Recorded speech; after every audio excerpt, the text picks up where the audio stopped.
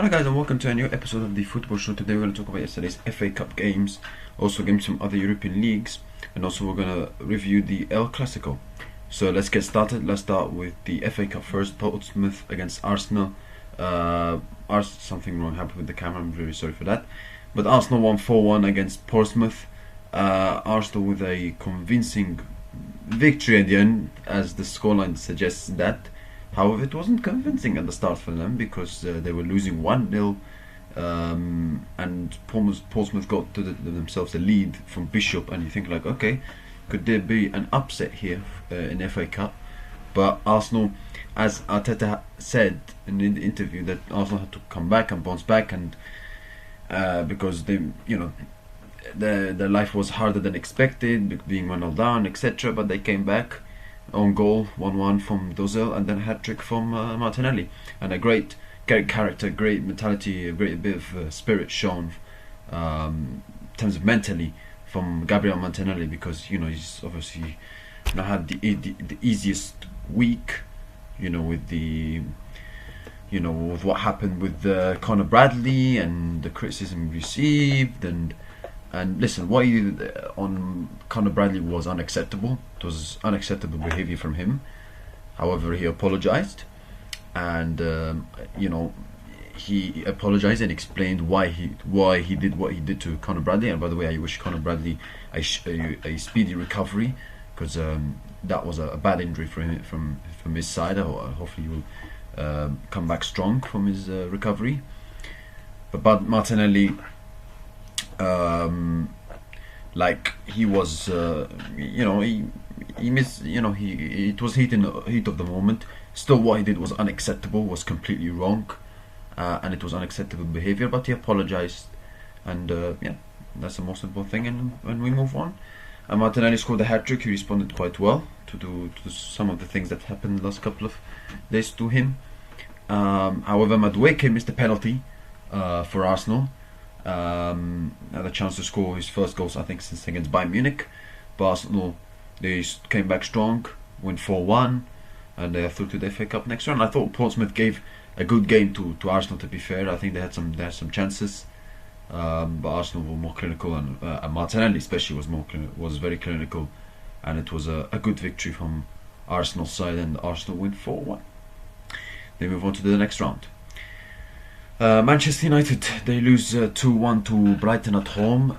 They're out of the FA Cup and now the Carabao Cup. That means it's the fewest games they will play in a season since 1915, where they will play 40 games in a season.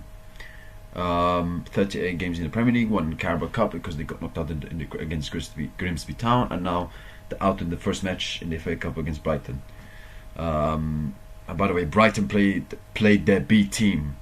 And Brighton had 2 shots on target, whereas United had 7 shots on target, and still Brighton won. I mean, listen. First of all, credit to Brighton. I mean, the problem with Brighton is that they lack consistency.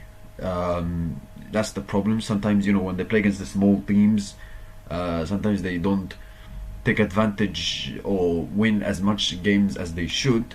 However, when they compete against the big boys, they are very good. They're usually very strong, very competitive, and they always give the big boys a good fight, and as they showed against Man City over the 2 games this season, and they did that against Man United this game, even though with their B team at Old Trafford in FA Cup. So, well done to Brighton, another victory and another goal for Danny Welbeck, who scored against United and knocked United out of the FA Cup. It's not the first time that he scored the winning goal to knock Man United out of the FA Cup at Old Trafford. He did that also against them in 2015 when he was with Arsenal, when Arsenal won their 2-1. Since he was sold from Man United and United didn't want him, and he went to sold from Man United and then sold to from Man United to Arsenal, and then he scored the winning goal against them in 2015, and he did that again. So. Funny how things move sometimes, but Brighton go through to the next round. Congratulations to them. But for Man United, when I was, listen, I know Darren Fletcher is the interim manager, and he's in charge at that club for short term, for temporary basis. The 2 things that strike me what he said. First, he said the squad is thin and you know the squad. You can clearly see the squad are tired, and we played a lot of games. I'm sorry, United play 1 week. Every week, one game of football. They don't have distractions. They haven't have many distractions of the Carabao Cup because they got knocked out early. They won't have many distractions of the FA Cup because they got knocked out early. They don't play European football. And then Fletcher wants to tell me, oh, they play a lot of games. What a pathetic excuse. Honestly, what a pathetic excuse. That's the first thing he said. And the second said also in an interview, when he's saying that you know, the players, the players, they have to, you know what, they have to, you know, perform. They have to get ready. They cannot waste the season. They have the Champions League to play for. He doesn't say we. He says they. And that tells me Darren Fletcher, in his mind, he's like, well, I'm not gonna be in charge for much longer. So this is theirs problem, not mine. You know. So listen, the second one I can understand because, you know, let's be honest, the whole, you know, the amount of problems that Manchester United have is not Darren Fletcher's problem. But the first one to say, oh, they play a lot of games, what a lot of BS. But anyway. And United scored the consolation goal towards the end. Benjamin Sesko. However, 5 minutes later, red card from Shea Lacey, and United are out of the FA Cup, and they're going to go trophyless again this season. But United, I mean, the problems with United is that and probably not many United fans won't say this in social media that they don't like it when they hear it. Is that I know that Manchester United as a club is huge as a club. Pressure, the media, the fans is huge, and the expectations is very high. But the people in the club, from what I sense, they are still stuck in the past. They're still stuck in the days of Sir Alex Ferguson. Sir Alex Ferguson left Manchester United like 2013. That's what that is, 13 years ago. It feels like United are still stuck in the past. And I think, my opinion, and I think it was Richard Keys said a couple of days ago that United should cut all the ties with all the people who were associated with Alex Ferguson. And he's completely right, because listen, you cannot destroy history, you cannot acknowledge or appreciate the history, and you cannot forget the United's amazing era they had under Sir Alex Ferguson. But it feels like the people and also I think Zlatan Ibrahimovic said that when he arrived to the club. He said that you know, he was talking about people in the club were saying how Sir Alex Ferguson would do this, how Sir Alex Ferguson would never do that. It feels like you know the people at Man United need to move on. Stop sticking in the past. Stop sticking, you know, living in the past. And you know they keep, you know, United are so obsessed bringing ex-players as managers, interim managers. Like, yes, I understand that they know the club. And listen, if they bring Solskjaer, I think it would be a good appointment. For now, for the situation that United are right now, it would be a decent appointment. But you cannot, like, not all the times, you know. It feels like because of the influence of the ex-players in televisions, ex-players of Manchester United in televisions, maybe it gets to the United's, you know, some people at United, whether it's employees, I've no idea. And that's why Ruben Amorim was saying, if people cannot handle the criticism of Gary Neville, etc., then maybe we should change the club. It feels like people they're focused on what the people from the outside, the ex-players, they say.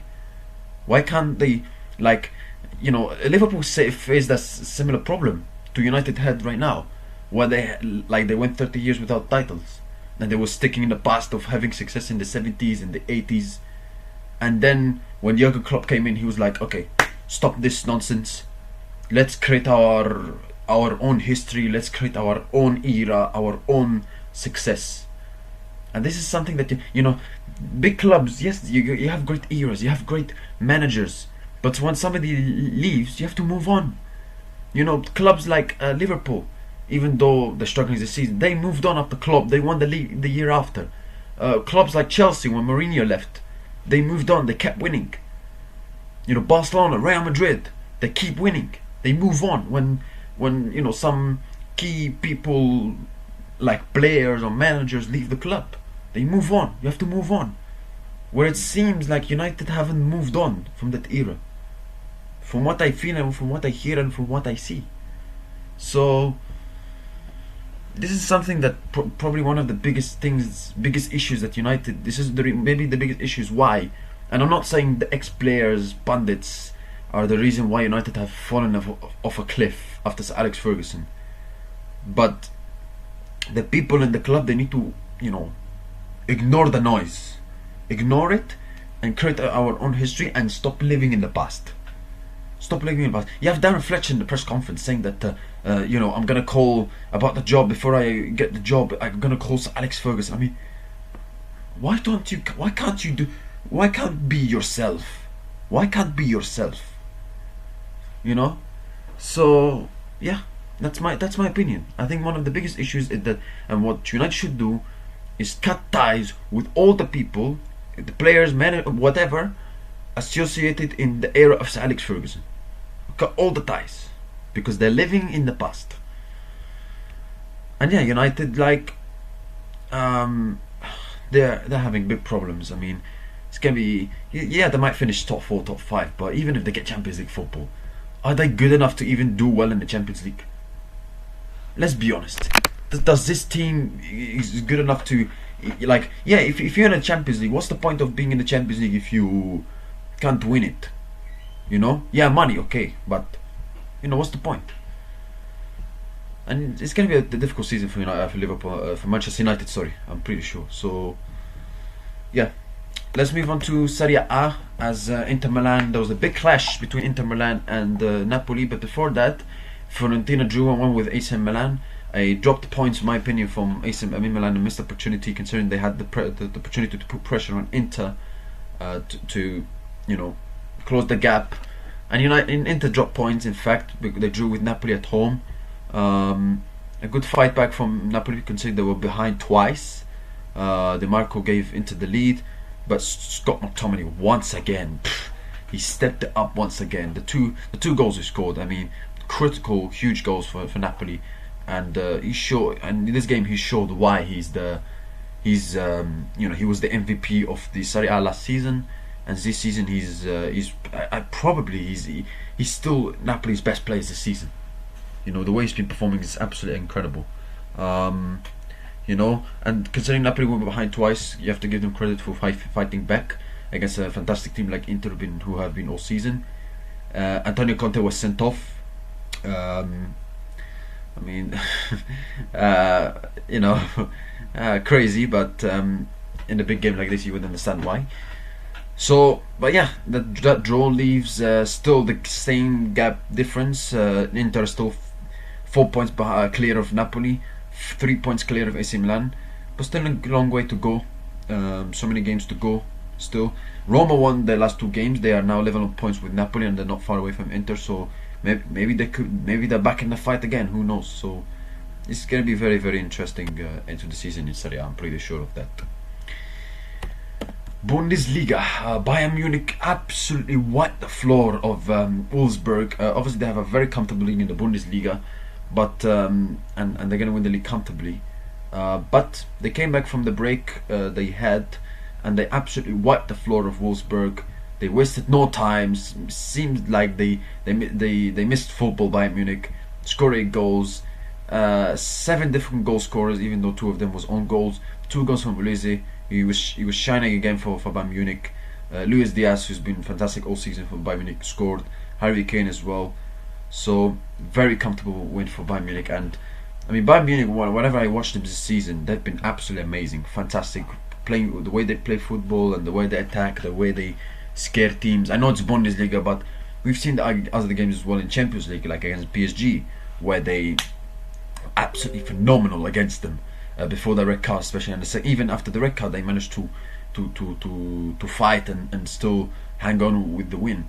Yes, they had the old blip against Arsenal where they lost that game and Arsenal was better, but they're a very good team. They're a very good team. Defensively, they can improve, but defensively, they're fantastic. Offensively and in general, they're a fantastic team. They're fantastic midfielders. They have great attackers who score lots of goals, who can be a threat and cause huge problems for opposition teams like Harry Kane, Luis Diaz, etc. And company, so far right now, he's doing a good job. But obviously, primarily the objective for Bayern Munich is to win the Champions League, as their objective is always like that is every season, because they're expected to win the Bundesliga, but the main objective is obviously to win the Champions League, and rightly so. Now let's move on to El Clasico.